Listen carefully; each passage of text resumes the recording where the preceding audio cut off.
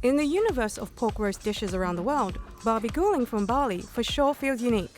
It is not only because of its distinct taste and aroma from the blend of Southeast Asian spices, but this is a pork dish that became famous in a country where 87% of the people practice Islam and therefore can't eat it. Bali, however, is predominantly Hindu, and babi guling is an intrinsic part of its culinary identity. In this episode of Eat Drink Asia, we've come to Bali in search of the best babi guling. We'll learn about why this dish is so important to Balinese culture, and we'll take a look at how Bali's booming tourism industry has changed babi guling over the years.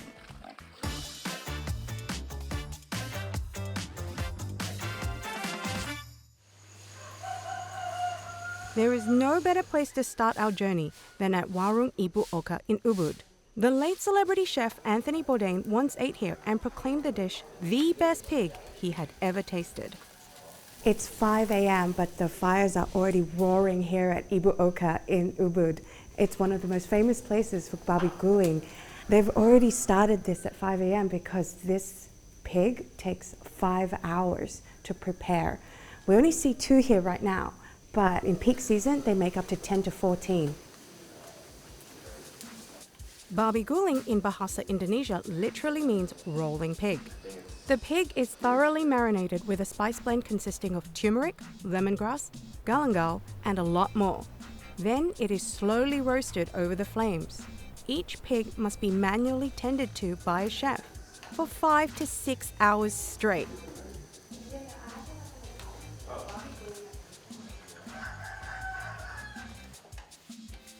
Traditionally, babi guling is served as an offering in celebrations such as weddings.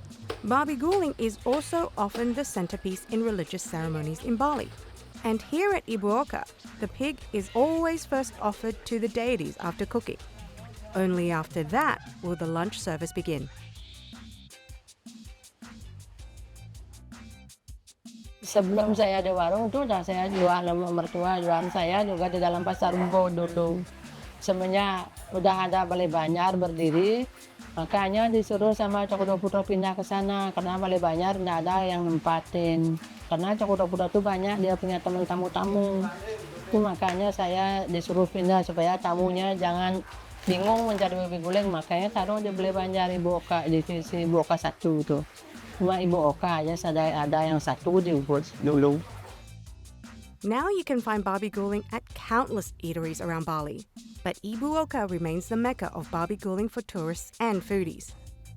So this is the standard set at Ibu Oka for babi guling, and on the plate you've got, of course, babi guling with the sambal sauce, the skin, deep fried pork, and some lawa, which is made with long beans, coconut, and papaya. It's a very common side dish here in Bali. And what we have here is, it looks like butt sausage, but it's actually a good mix of a lot of stuff, including the offals and the herbs and spices from the stomach of the pig. Of course, rice, soup, and some sauce. Alright, let's try this.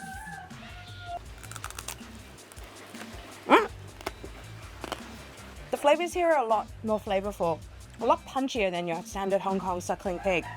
The sauce definitely makes the meat. I would say the meat is robust, stringy to some, but the sauce just makes you want to keep eating it. My babi guling journey is off to a good start, but I decided to learn more about the actual star of the dish, the pigs. This brings me to the Bali Heritage Pigs farm. George, the owner of the farm, is on a mission to preserve and raise a heritage pig breed that has faced the risk of extinction. Hi, George. Hi, Lisa. Nice to meet you. Great to have you in Bali Heritage Pigs Farms. Wow, I'm really excited for what you have to show us today. Well, we're excited to have you here and to show you something extremely unique that's not only unique in Indonesia or in Bali, but probably revolutionary in the farming industry. Let's go take a look. Have a look. This is the first section that I would like to show you. It's where we keep the younger piglets in the grower stage. You can see we dedicate an ample space to every pig. The idea is at least 30, maybe 40, 50 square meters per pig in order to be called free range. We provide a very playful habitat, I would say. It's mud, which they love, especially if the sun is beautiful as today. And then we also hide sweet potatoes to stimulate the, natural instincts.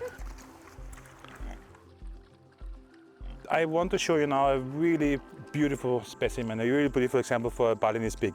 She is very big. She's one of our bigger mamas. So for a black heritage pig, she is a great big mama with the hanging belly, you can see, almost touching the ground, and the nice sway back. The loins would be more small. I hope she doesn't move much. So here would be the loins. That in a white pig, or butchers who sell white pigs, loins is one of the prime cuts in a pig. So those are a little bit smaller in this pig, but it has so much other more beneficial parts of it. These black pigs belong to a Balinese breed called Bangkau Hitam. Before the 1980s, Bangkau Hitam was the common breed used for authentic babi guling. Back then, babi guling wasn't really something that people ate every day. It was more of a luxury reserved for celebrations. But as the tourism industry in Bali started to grow, demand for pigs also went up. More and more tourists were hoping to get a taste of babi guling. That's when George started noticing a decline in the number of the heritage pigs.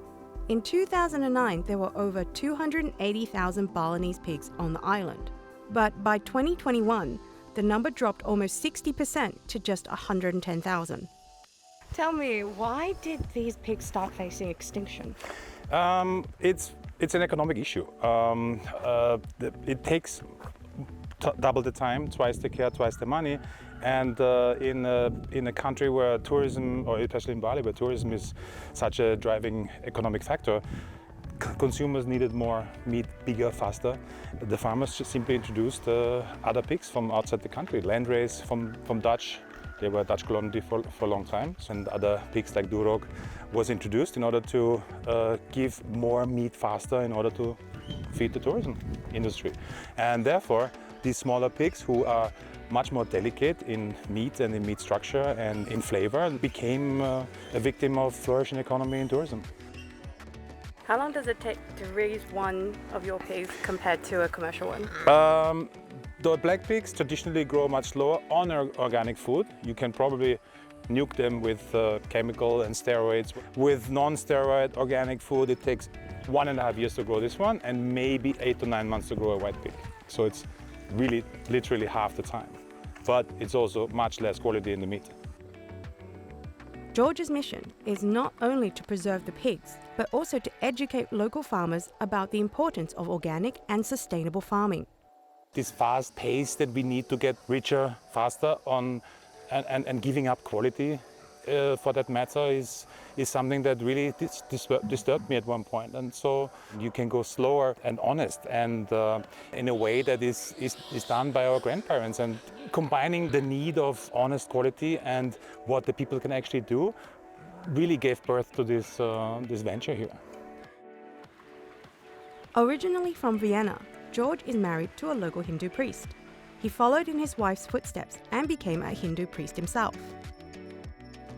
If the babi guling is made from your pigs, that would be what it would be like historically, right? Yeah, absolutely. The original babi gulings are really done in the villages with those pigs that run freely behind the house. We have temples here, we pray, we actually raise part of the pigs that we have here. We donate to temples. There's a special breed of pig that has a white necklace around it, and those are very hard to find, and we keep them in purpose and donate them to the temples. There are currently about 200 restaurants that specialize in babi guling in Bali, but almost all of them use foreign or hybrid breeds to make the dish. George's farm produces about a dozen pigs per month, so there is still a long way to go to satisfy the market with heritage pigs, since one babi guling eatery can easily consume over 100 pigs per month in the peak season. At the moment, George is working with like-minded chefs to create new dishes with the heritage animals. One of them is Chef Will Merrick. He owns a handful of successful modern Asian cuisine restaurants in Bali and has used the heritage pigs from George's farm to create some innovative dishes. Well, why did you decide to start working with the Bali heritage pig? I believe in really sustainable, and I believe in regeneration of land and regeneration of farming as well. Secondly as well, I've known George for a long time, and he's been doing this on a quite a small level, but I think over COVID, he started to really take it to the next level, and his pigs are in demand. So I have to take one pig a week, otherwise I don't get in the queue to get the pigs. So there's a lot of people waiting to have his pigs. It's very much part of the Balinese heritage and culture, and so for me it's just really important to sort of support that and be behind that. What flavor is different between this cured meat and those Italian stuff people buy in supermarkets? I would say that this has a slightly more stronger flavor to it, a little bit more of a gamier flavor to it. And again, you know, the great thing about here is that because it's quite new, the breeds that they have are not always necessarily consistent. Some have a little bit more fat one day, some don't. So really you're sort of playing with the ingredient as it comes in. Where they've done it, you know, prosciutto or Parma ham in Italy or in Spain, and they've done it and they've bred them, and you know, it's a standard product that they make. Here, it varies from one animal to the next, and so you've really got to be quite careful how you use it and work with the consistency of it.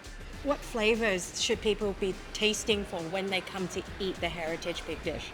Just a more of a wild boar sort of flavor. It's more of a gamier flavor than a normal kind of white pig. And the meat is slightly darker as well. Do you prefer this to conventional pork? Oh, definitely. Hands down. Eat it all day long. The heritage pig charcuterie is an exciting fusion of global culinary influences. But to really taste the flavor of the black pig, Will has also prepared a char-grilled aged pork rack, served with a bed of green mango salad. We cook it more on sort of 60 degrees, so it's more of a medium rather than medium well. Most people like their pork cooked all the way through. We cook our pork sort of medium for this, so you really get the flavor in there rather than it being a little bit dry. This has such an intense pork flavor. I think some Asians and Chinese would actually reject it because like some of them don't like pork that strong. I enjoy it. I think it does need condiments and some rice to eat with, but it's so intense. I think any pork lover would love this. It's full of like umami. It's aging. When you age it, it's got that funk on it. It's a full-on flavor basically with that. Bon appetit. You want some rice with it then? Yes, please. Some dishes are famous because they taste delicious. But the reason babi guling is so iconic is that from farm to table, every element contributing to the dish is inseparable from traditional Balinese culture. Bali is constantly developing as it has become a global tourism hotspot. But for babi guling, a balance between culture and the economy must be struck to ensure the survival of the species that is used to make this dish the authentic way.